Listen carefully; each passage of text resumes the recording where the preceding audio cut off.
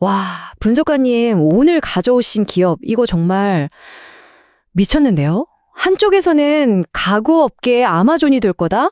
다른 쪽에서는 이거 사기 아니냐? 평가가 정말 극과 극을 달리네요.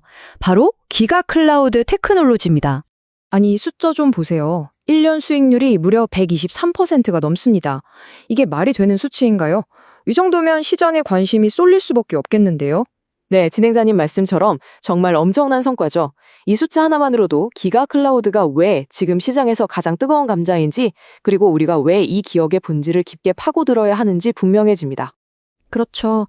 그런데 이렇게 주가가 폭등하면 오히려 불안하단 말이죠. 이 폭발적인 상승이 정말 탄탄한 실체에 기반한 건지 아니면 그냥 시장의 기대감이 만든 신기루인지 오늘 시원하게 한번 파헤쳐 주시죠. 네, 그래서 오늘 세 가지를 집중적으로 볼 겁니다. 첫째, 도대체 뭘로 돈을 버는 회사인지. 둘째, 숫자는 정말 괜찮은지. 그리고 마지막으로 이 논란의 실체와 앞으로의 시나리오는 어떤지 살펴보겠습니다. 먼저 사업 모델부터 보시죠. 주가는 화려한데 사업 모델은 의외로 간단할 수 있습니다. 기가클라우드의 핵심 사업은 바로 이 공급자 직송 소매라는 B2B 이커머스 모델입니다. 자료를 보시면 아시아의 제조업체와 미국, 유럽의 소매업체를 연결해 주는데요. 잠깐만요, 분석가님. B2B, 공급자 직송. 말이 너무 어려워요. 우리 같은 일반 투자자들한테는 잘 와닿지가 않는데 쉽게 비유 좀 해주실 수 있나요? 이게 우리 주식 계좌랑 도대체 무슨 상관인데요? 아주 좋은 질문입니다. 이렇게 생각하시면 쉽습니다. 제가 미국에서 가구점을 운영하는데 베트남 공장에 있는 아주 멋진 소파를 팔고 싶다고 해보죠. 예전 같으면 제가 직접 배를 구하고 통관 절차를 밟고 창고를 빌리고 머리 아픈 일이 한두 개가 아니었을 겁니다.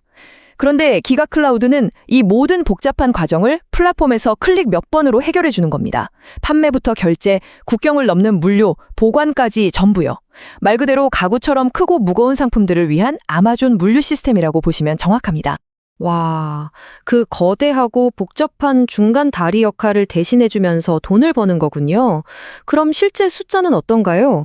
돈은 잘 벌고 있습니까? 네, 바로 그게 핵심입니다.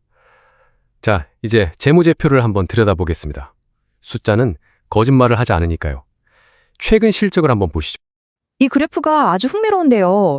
2025년 3분기 매출 성장률인데 주력 시장인 미국에서는 오히려 마이너스 5% 역성장을 했습니다.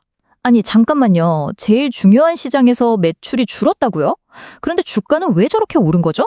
이거 뭔가 앞뒤가 안 맞는 거 아닌가요? 바로 그 옆을 보셔야 합니다.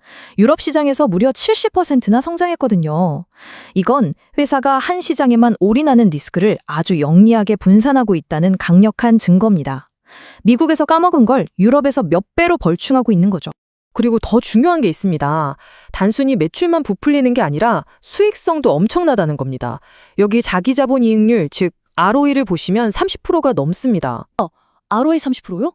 와, 보통 제조업이 10%만 넘어도 대단하다고 하는데 이건 뭐 주주들 돈으로 장사를 엄청나게 잘했다는 뜻이네요? 정확합니다.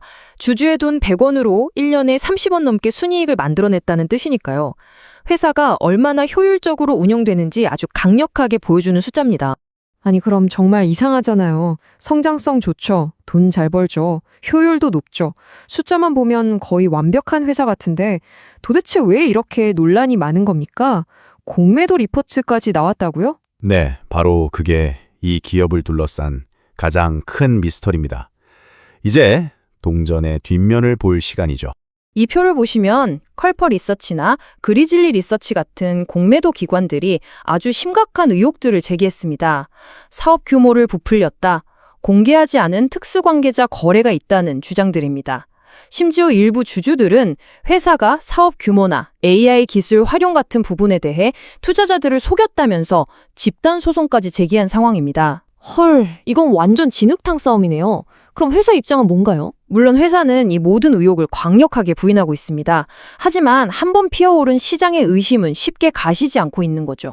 와, 그럼 이런 논란 속에서 회사가 버틸 수 있는 힘은 뭔가요? 다른 회사들이 쉽게 따라할 수 없는 경제적 혜자 같은 게 있긴 한 건가요? 네, 있습니다. 그걸 이해하려면 이 험난한 대형 화물 시장의 구조를 먼저 봐야 합니다.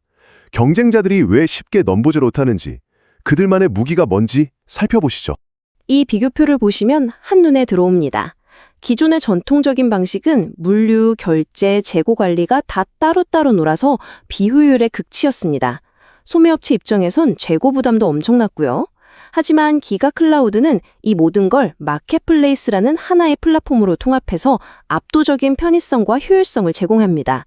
소매업체는 재고 부담 없이 물건을 팔 수 있고요. 이게 바로 다른 경쟁자들이 쉽게 넘볼 수 없는 강력한 해자입니다. 플랫폼이 강력하다는 건 알겠는데 이걸 더 빨리 키울 방법은 없나요? 그래서 이 회사가 꺼내든 카드가 바로 M&A, 즉 인수합병입니다. 그냥 아무 회사나 사는 게 아니라 전략이 아주 명확합니다. 이미 시장에서 고객과 제품을 확보한 전통적인 가구 회사들을 사서 그 자산들을 통째로 자신들의 첨단 기술 플랫폼에 그대로 이식시키는 겁니다. 오, 그건 굉장히 똑똑한데요. 맨땅에 헤딩하는 게 아니라 기존에 있던 걸 효율적으로 활용하는 거네요. 그렇죠. 이 CEO의 이 말을 보면 그들의 자신감이 느껴집니다. 파산한 회사를 2년도 안 돼서 돈 버는 회사로 만들었다. 실제로 그들은 이 말을 증명해냈습니다. 최근 인수 목록을 보면 그들의 큰 그림이 보입니다. 파산 직전의 가구 회사 노블하우스나 뉴클래식을 인수해서 시장 점유율을 단숨에 높이고 동시에 아펙시스 같은 소프트웨어 회사를 인수해서 기술력을 강화하는 거죠. 이른바 시장과 기술을 동시에 잡겠다는 투트랙 전략입니다. 자, 그럼 이제 가장 중요한 시간입니다. 좋은 점, 나쁜 점 다 들었으니 그래서 앞으로 어떻게 될 거냐? 기가 클라우드 앞에 놓인 3가지 시나리오로 명확하게 정리해 주시죠. 네, 지금부터 지금까지의 정보를 모두 종합해서 기가 클라우드의 3가지 미래를 그려보겠습니다. 첫 번째는 가장 긍정적인 시나리오, 이른바 불 케이스입니다.